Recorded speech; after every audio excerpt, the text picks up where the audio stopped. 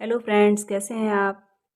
हिंदी साहित्य की इस क्लास में आपका बहुत बहुत स्वागत है, जिसमें कि हम आचार्य रामचंद्र शुक्ल का हिंदी साहित्य का इतिहास पढ़ रहे हैं, जिसपे हम प्रकरण 3 तक कंप्लीट कर चुके हैं और आज हम प्रकरण 4 पढ़ेंगे, जिसके अंतर्गत फुटकल रचनाएं आती हैं और इसके बाद हमारा आदिकाल समाप्त हो जाएगा। और फ्रेंड्स, यदि वीडियो आपको अच्छा लगे तो प्लीज़ लाइक कर दीजिएगा और जो भी आपके सजेशन हो वो कमेंट बॉक्स में ज़रूर लिखिएगा और चैनल को सब्सक्राइब कर दीजिएगा ताकि आपको इसी प्रकार की वीडियो आगे भी मिलते रहें। फ्रेंड्स, अभी 2-3 दिन से कुछ आवश्यक कार्य फंस जाने के कारण वीडियोस नहीं आ पा रहे हैं, तो प्लीज़ आप निराश ना हो। अब हमारी कोशिश यही रहती है कि कम से कम एक वीडियो आपको डेली मिल जाए। तो आइए देखते हैं प्रकरण 4 के अंतर्गत फुटकल रचनाएं। वीर गाथा काल के समाप्त होते होते हमें जनता की बहुत कुछ असली बोलचाल और उसके बीच कहे सुने जाने वाले पद्यों की भाषा के बहुत कुछ असली रूप का पता चलता है। पता देने वाले हैं दिल्ली के खुसरो मियाँ और तिरहुत के विद्यापति। वीर गाथा काल के समाप्त होते होते जनता की कुछ असली बोलचाल और उनके बीच जो पद्य प्रचलित थे उनका पता चलता है, किसके माध्यम से? खुसरो और विद्यापति। इनके पहले की जो संदिग्ध सामग्री मिलती है उस पर प्राकृत की रूढ़ियों का थोड़ा या बहुत प्रभाव अवश्य पाया जाता है। लिखित साहित्य के रूप में ठीक बोलचाल की भाषा या जनसाधारण के बीच कहे सुने जाने वाले गीत, पद्य आदि रक्षित रखने की और मानो किसी का ध्यान ही नहीं था। इसकी ओर लिखित साहित्य के रूप में ठीक बोलचाल की भाषा, जो ऐसा कोई साहित्य नहीं है जो बोलचाल की भाषा में व्यवस्थित रूप से लिखा गया हो ताकि उसकी भाषा आदि का पता चल सके कि जनसाधारण के बीच में किस प्रकार के गीत पद्य प्रचलित थे और उनकी भाषा क्या थी। जैसे पुराना चावल ही बड़े आदमियों के खाने योग्य समझा जाता है, वैसे ही अपने समय से कुछ पुरानी पड़ी हुई परंपरा के गौरव से युक्त भाषा ही पुस्तक रचने वालों के व्यवहार योग्य समझी जाती थी। अब यहाँ पर कहावत का प्रयोग कर रहे हैं, यहाँ से आपका इम्पोर्टेंट है। ये कथन के रूप में पूछा जा चुका है। जैसे पुराना चावल ही बड़े आदमियों के खाने योग्य समझा जाता है। जैसे चावल होता है, जितना पुराना होता है वही अच्छा समझा जाता है, तो उसी चावल का प्रयोग जो उच्च वर्ग वाले हैं वो करना पसंद करते हैं। उसी तरह से भाषा की भी यही दशा थी कि जो भाषा पहले से चली आ रही थी, पुरानी थी, उसी में साहित्य रचना करने में गौरव समझा जाता था और जो बोलचाल की भाषा थी उसमें साहित्य रचना नहीं होती थी। पश्चिम की बोलचाल, गीत, मुख्य प्रचलित पद्य आदि का नमूना जिस प्रकार हम खुसरो की कृति में पाते हैं, उसी प्रकार बहुत पूरब का नमूना विद्यापति की पदावली में। अब यहाँ पर बताते हैं कि पश्चिम की बोलचाल, गीत, मुख्य प्रचलित पद्य जो लोगों के बीच में प्रचलित पद्य थे, जो उनके द्वारा गाए जाते थे, आदि का नमूना जिस प्रकार हमें खुसरो की कृति में मिलता है, उसी प्रकार पूरब का पश्चिम की बोलचाल कैसी थी वो हम कहाँ देख पाते हैं? खुसरो की कृति में। उसी प्रकार बहुत पूरब का नमूना और उसी प्रकार पूरब की जो बोली थी उसका नमूना हमें विद्यापति की पदावली में मिलता है। उसके पीछे फिर भक्ति काल के कवियों ने प्रचलित देश भाषा और साहित्य के बीच पूरा सामंजस्य घटित कर दिया। और फिर उसके बाद में जब भक्ति काल आया तो भक्ति काल के कवियों ने देश भाषा में और साहित्य के बीच, देश भाषा जो थी और साहित्य के बीच पूरा सामंजस्य घटित कर दिया, सामंजस्य बैठा दिया। अब आइए खुसरो को पढ़ते हैं। खुसरो, पृथ्वीराज की मृत्यु संवत 1249 के 90 वर्ष पीछे खुसरो ने संवत 1340 के आसपास रचना प्रारंभ की। खुसरो ने रचना का प्रारंभ की 1249 के 90 वर्ष पीछे 1340 संवत 1340 के आसपास रचना प्रारंभ की। इन्होंने गयासुद्दीन बलबन से लेकर अलाउद्दीन और कुतुबुद्दीन मुबारक शाह तक कई पठान बादशाहों का जमाना देखा था। ये फारसी के बहुत अच्छे ग्रंथकार और अपने समय के नामी कवि थे। ये फारसी के अच्छे ग्रंथकार थे और अपने समय के नामी कवि थे। और किसके समय में थे? इन्होंने गयासुद्दीन बलबन से लेकर अलाउद्दीन और कुतुबुद्दीन मुबारक शाह तक कई पठानों का जमाना देखा था। इनकी मृत्यु संवत 1381 में हुई थी। ये बड़े ही विनोदी मिलनसार और सहृदय थे। इसी से जनता की सब बातों में पूरा योग देना चाहते थे। अब ये स्वभावतः कैसे थे, स्वभाव इनका कैसा था, विनोदी थे, मिलनसार थे और सहृदय थे।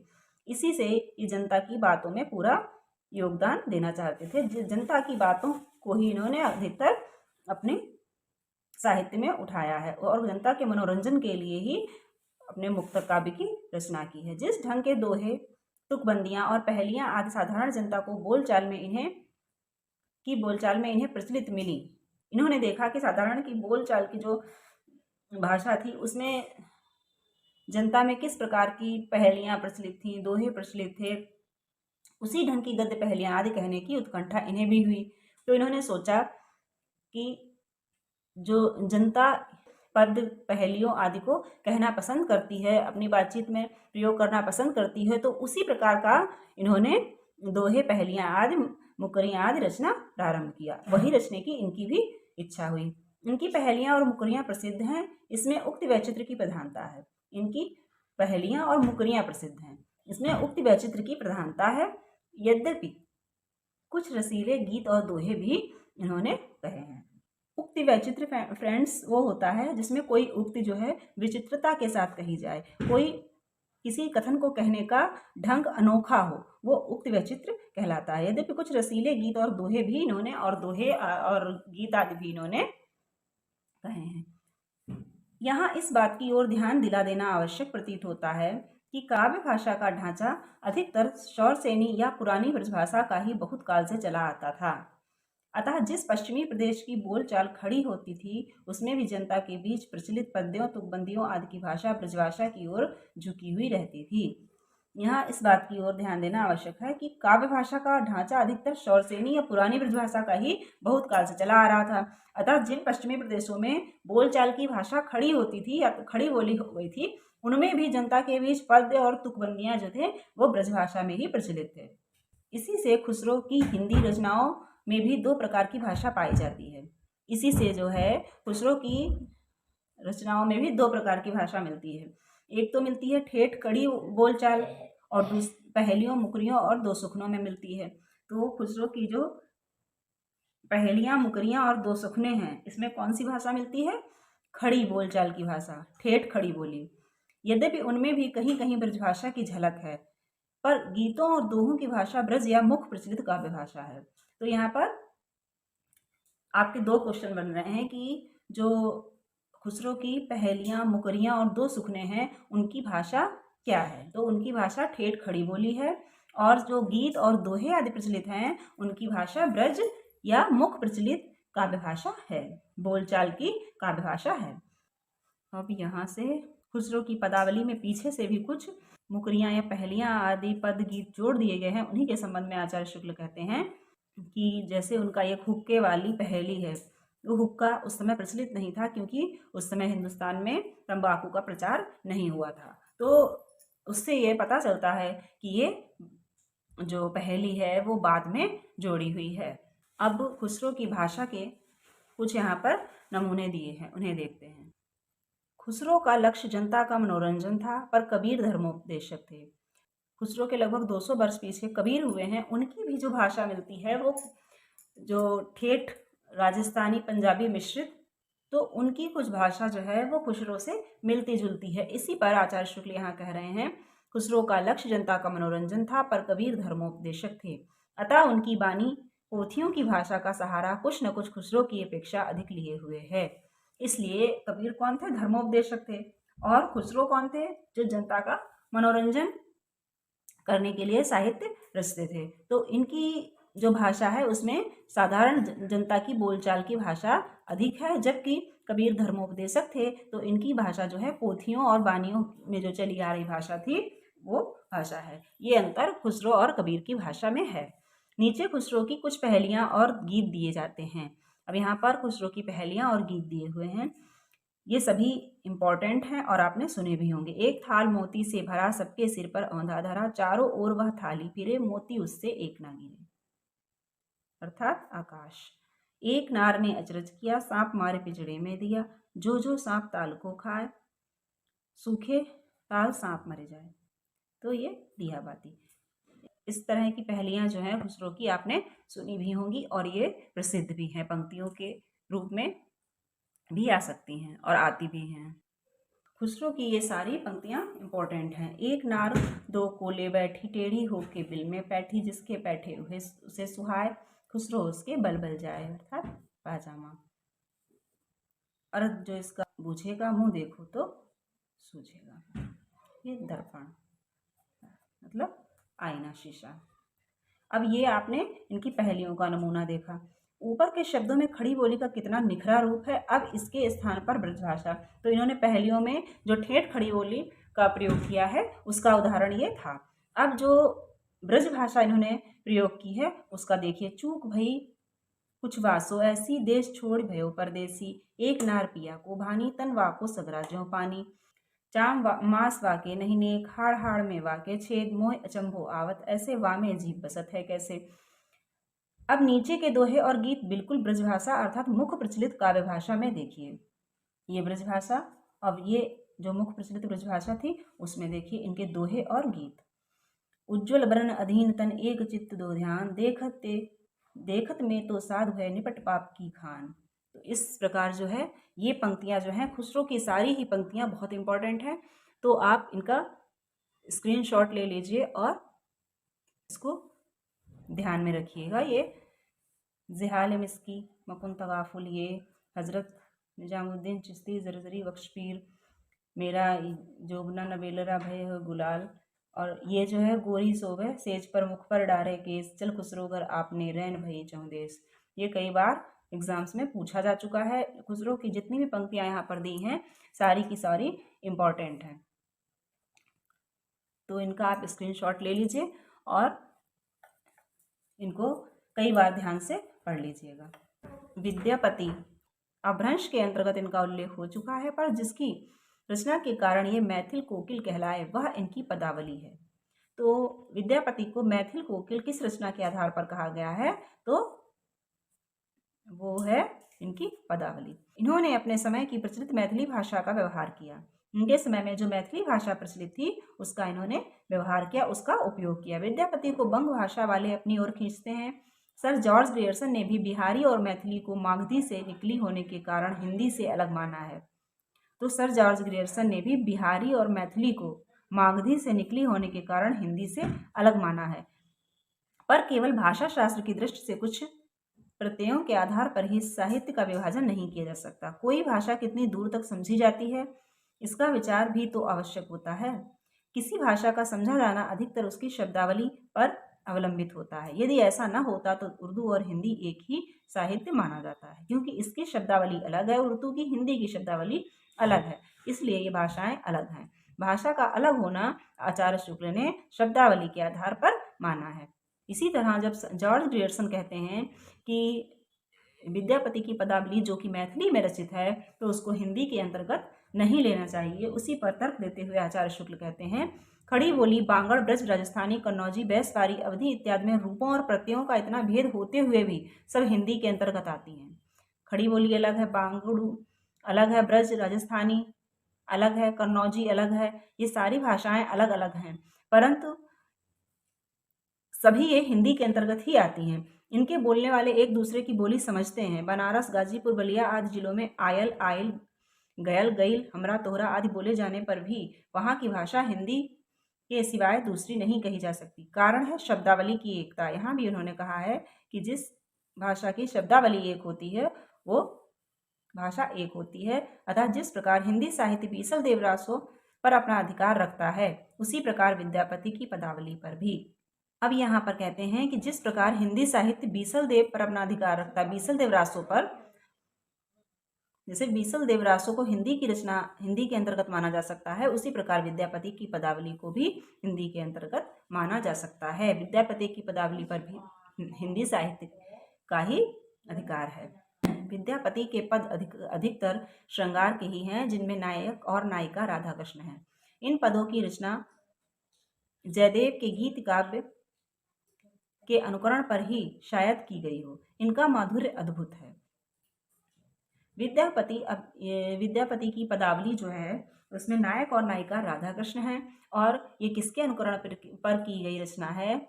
अनुमान लगाते हैं आचार्य शुक्ल की यह जयदेव के अनुकरण पर की गई रचना हो सकती है। विद्यापति शैव थे, ये भी क्वेश्चन पूछा जा चुका है। उन्होंने इन पदों की रचना श्रृंगार काव्य की दृष्टि से की है, भक्त के रूप में नहीं। विद्यापति शैव थे, अतः राधा कृष्ण की उपासना के लिए उन्होंने इन पदों की रचना नहीं की है। आचार्य शुक्ल यहाँ पर तर्क देते हैं, चूंकि विद्यापति शैव थे इसलिए राधा कृष्ण को नायक नायिका बनाया है, तो उन्होंने केवल इसलिए क्योंकि श्रृंगार का वर्णन वो करना चाहते थे, ना कि इसलिए कि राधा कृष्ण उनके आराध्य थे। उन्होंने इस पदों की रचना श्रृंगार काव्य की दृष्टि से की है, भक्त के रूप में नहीं। इसलिए उन्होंने नहीं की है कि वो राधा कृष्ण के भक्त थे, उन्होंने इसलिए की है कि वो श्रृंगार काव्य की रचना करना चाहते थे, जबकि उनके आराध्य शिव थे।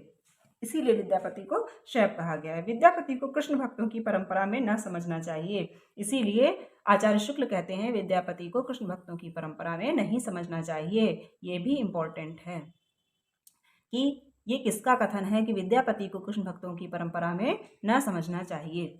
और मोस्ट इम्पॉर्टेंट कथन जो कई बार पूछा जा चुका है, आध्यात्मिक रंग के चश्मे आजकल बहुत सस्ते हो गए हैं, उन्हें चढ़ाकर जैसे कुछ लोगों ने गीत गोविंद के पदों को आध्यात्मिक संकेत बताया है, वैसे ही विद्यापति के इन पदों को भी।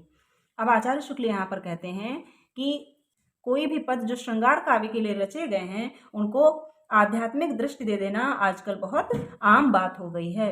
इसीलिए कहते हैं कि आध्यात्मिक रंग के चश्मे आजकल बहुत सस्ते हो गए हैं, जिनको लगा के हर जो पद है श्रृंगार के लिए लिखा गया है वो आध्यात्मिक पद ही नजर आने लगता है। उन्हें चढ़ाकर जैसे कुछ लोगों ने गीत गोविंद, जो गीत गोविंद के पद हैं उनको आध्यात्मिक संकेत बताया है जिस प्रकार, जबकि गीत गोविंद के पद आध्यात्मिक नहीं हैं बल्कि श्रृंगारी हैं, उसी प्रकार विद्यापति के पदों को भी श्रृंगारिक की जगह आध्यात्मिक बता दिया गया है। किस लिए? क्योंकि लोगों ने आध्यात्मिक चश्मे लगाकर उनका मूल्यांकन किया है, जबकि विद्यापति के पद जो हैं श्रृंगारिक हैं और उन्होंने वो एक भक्त के रूप में रचना नहीं की है। सूर आदि कृष्ण भक्तों के श्रृंगारी पदों की भी ऐसे लोग आध्यात्मिक व्याख्या चाहते हैं। सूर आदि कृष्ण भक्तों के जो सूर आदि कृष्ण भक्तों के श्रृंगारिक पद हैं उनकी भी लोग आध्यात्मिक व्याख्या चाहते हैं। पता नहीं बाल लीला के पदों का वे क्या करेंगे। जो श्रृंगारी पद उन्होंने राधा कृष्ण के श्रृंगार का वर्णन किया है उसकी लोग आध्यात्मिक व्याख्या चाहते हैं। तो आचार्य शुक्ल कहते हैं कि जो बाल लीला के पद उन्होंने लिखे हैं उनका पता नहीं वो क्या करेंगे, व्यंग्य के आधार पर ये बात उन्होंने कही है। इस संबंध में अच्छी तरह समझ रखना चाहिए कि लीलाओं का कीर्तन कृष्ण भक्ति का एक प्रधान अंग है, कि लीला गायन जो है वो कृष्ण भक्ति का प्रधान अंग है। जिस रूप में लीलाएं वर्णित हैं उसी रूप में उनका ग्रहण हुआ है। जो लीलाएं जिस रूप में वर्णित हैं उसी रूप में उनका ग्रहण किया गया है और उसी रूप में वे गोलोक में नित्य मानी गई हैं, जहाँ वृंदावन, यमुना, निकुंज, कदम, सखा, गोपिकाएं इत्यादि सब नित्य रूप हैं। इन लीलाओं का दूसरा अर्थ निकालने की आवश्यकता नहीं है। जो लीला का वर्णन जिस रूप में किया गया है वह वही है, उसका कोई और अर्थ निकालने की आवश्यकता नहीं है। अर्थात आचार्य शुक्ल कहते हैं कि यदि राधा कृष्ण का प्रेम वर्णित किया गया है तो वो राधा कृष्ण का प्रेम ही है, उसको किसी और आधार पर ले जाने की आवश्यकता नहीं है। अगर बाल लीला का चित्रण किया गया है तो बाल लीला ही है, गोपियों का चित्रण किया गया है तो वो गोपी और कृष्ण का, सखियों का आपस का प्रेम कृष्ण का प्रेम ही है, वो कुछ और नहीं है। उनकी अलग ढंग से व्याख्या करने की आवश्यकता नहीं है। विद्यापति संवत 1460 में तिरहुत के राजा शिव सिंह के यहाँ वर्तमान थे। उनके 2 पद नीचे दिए गए हैं। विद्यापति संवत 1460 में तिरहुत के राजा शिव सिंह के यहाँ वर्तमान थे। उनके 2 पद वर्तमान थे, अर्थात तिरहुत के राजा शिव सिंह के यहाँ रहते थे, उनके आश्रय में रहते थे। उनके 2 पद यहाँ दिए जाते हैं। सरस बसंत समय भल पावल, दक्षिण पवन बह धीरे, सपनहु रूप बचन इक भाके, मुख से दूर कर चीरे। तोहर बदन सम चांद हो हथि, नाही कयो जतन बिह केला, कै बेरी काटि बनावल नव कै, तयो तूलित नहीं भेला। लोचन तू कमल नहीं भय सक, से जग के नहीं जाने, से फिर जाय लुकैलन, जल महा पंकज निज अपमाने। भन विद्यापति सुन बर जोवति, ई सब लक्ष्मी समाने, राजा शिव सिंह रूप नारायण, लखिमा देई प्रतिमाने। जो राजा शिव सिंह की प्रशस्ति में ये कहा हुआ गीत है। और जो शिव सिंह जो है रूप नारायण और लखिमा, ये लखिमा जो है लखिमा देवी राजा शिव सिंह की पत्नी का नाम था। यहाँ पर ये विद्यापति की पंक्तियाँ दी गई हैं, इनका भी आप स्क्रीनशॉट ले लीजिए और ध्यान से बाद में पढ़ लीजिएगा, क्योंकि कभी कभी जब बहुत अंदर से पंक्तियाँ पूछ दी जाती हैं तो एग्ज़ाम में परेशानी हो जाती है। तो अच्छा होगा कि आप इनको कई बार पढ़ लीजिए, तो कहीं ना कहीं माइंड में कहीं ना कहीं कुछ ना कुछ सेट ही रहता है। मोटे हिसाब से वीर गाथा काल महाराज हम्मीर के समय तक ही समझना चाहिए। अब वीर गाथा काल का समय आचार्य शुक्ल ने कहाँ तक माना है? महाराज हम्मीर के समय तक। उसके उपरांत मुसलमानों का साम्राज्य भारत में स्थिर हो गया और हिंदू राजाओं को न तो आपस में लड़ने का उतना उत्साह रहा, न मुसलमानों से। जब मुस्लिम राज्य हो गया, भारत में स्थिर हो गया, तो हिंदू राजा आपस में न लड़ते थे, न उनमें उत्साह रहा, न मुसलमानों से लड़ने का। जनता की चित्तवृत्ति बदलने लगी और विचारधारा दूसरी ओर चली। अब यहाँ से जनता की चित्तवृत्ति बदलने लगी थी और उनकी विचारधारा दूसरी ओर मुड़ी। मुसलमानों के न जमने तक तो उन्हें हराकर अपने धर्म की रक्षा का वीर प्रयत्न होता रहा, पर जब मुसलमान आ रहे थे तब उनको हराकर अपने धर्म की रक्षा का प्रयत्न चलता रहा। लड़ाइयाँ और युद्ध बराबर होते रहे, परंतु जब उनका शासन स्थिर हो गया तो लड़ाई की ओर विशेष रुचि नहीं रह गई और उनकी विचारधारा दूसरी ओर मुड़ गई। पर मुसलमानों के जम जाने पर अपने धर्म के उस व्यापक और हृदयग्राह्य रूप के प्रचार की ओर ध्यान हुआ। और अब जब वो जम चुके थे, तब लड़ाई छोड़कर उन्होंने क्या सोचा? अपने धर्म के उस व्यापक और हृदयग्राह्य रूप के प्रचार की ओर ध्यान हुआ, जो सारी जनता को आकर्षित रखे और धर्म से विचलित ना होने दे। कि जो हिंदू जनता है वो अपने धर्म का प्रचार और धर्म का यश और गान इस प्रकार किया जाए कि जो हिंदू जनता है वो अपने धर्म पर अडिग रह सके और अपने धर्म से विचलित ना हो। इस प्रकार स्थिति के साथ ही साथ भावों तथा विचारों में भी परिवर्तन हो गया, पर इससे यह न समझना चाहिए कि हम्मीर के पीछे किसी वीर काव्य की रचना नहीं हुई। वीर गाथा काल, यहाँ पर आचार्य शुक्ल कहते हैं कि वीर गाथा काल समाप्त होने या हम्मीर देव का शासन समाप्त होने तक ही जैसे उन्होंने वीर गाथा काल माना है, तो इसका यह अर्थ नहीं समझना चाहिए कि अब उनके बाद, इस समय के बाद वीर गीतों की या वीर काव्य की रचना नहीं हुई थी। समय समय पर इस प्रकार के अनेक काव्य लिखे गए। हिंदी साहित्य के इतिहास की एक विशेषता यह भी रही है कि एक विशिष्ट काल में किसी रूप की जो काव्य सरिता वेग से प्रवाहित हुई, वह यद्यपि आगे चलकर मंद गति से बहने लगी। हिंदी साहित्य में ये एक विशेषता है कि जिस काव्यधारा जिस प्रकार के काव्य की रचना होती है बहुत जोर शोर से होती है और आगे चलकर उसकी गति मंद पड़ जाती है। पर 900 वर्षों के हिंदी साहित्य के इतिहास में हम उसे कभी सर्वथा सूखी हुई नहीं पाते। जो हिंदी साहित्य की जो काव्य सरिता है वो मंद तो हो जाती है, लेकिन उसे कभी सूखा नहीं पाते। जैसे कि वीर गाथा काल की समाप्ति के बाद भी वीर रस की रचनाएं और काव्य रचे जाते रहे। भक्ति काल की समाप्ति के बाद भी भक्ति की रचनाएं होती रहीं। रीति काल की समाप्ति के बाद भी रीति काल की प्रवृत्ति पर कुछ न कुछ रचनाएं होती रहीं। तो ये ना समझना चाहिए कि किसी प्रवृत्ति का काल समाप्त हो गया है तो उस प्रकार की रचनाएं अब आगे नहीं होंगी। वो उनकी गति धीमी तो पड़ जाती है, परंतु कभी भी बंद नहीं होती है। उनका जो आचार्य शुक्ल की भाषा में काव्य सरिता का वेग जो है प्रवाहित होता है, उसकी गति तो धीमी पड़ जाती है, पर वो सरिता कभी सूखने नहीं पाती है। तो फ्रेंड्स, आज यहाँ पर वीर गाथा काल समाप्त हुआ। अगर आपको वीडियो अच्छा लगे तो सब्सक्राइब कर लीजिए और जुड़ जाइए चैनल से, ताकि आपको हिंदी साहित्य के इतिहास के वीडियोस क्रम वाइज मिलते रहें और आपके जो तैयारी हो रही है वो भी सुचारू रूप से चलती रहे, या आप जो नोट्स बना रहे हैं उनमें भी आप सीरीज वाइज नोट्स बनाते जाएं, कहीं भी कुछ भी आपका छूट ना पाए। थैंक्स।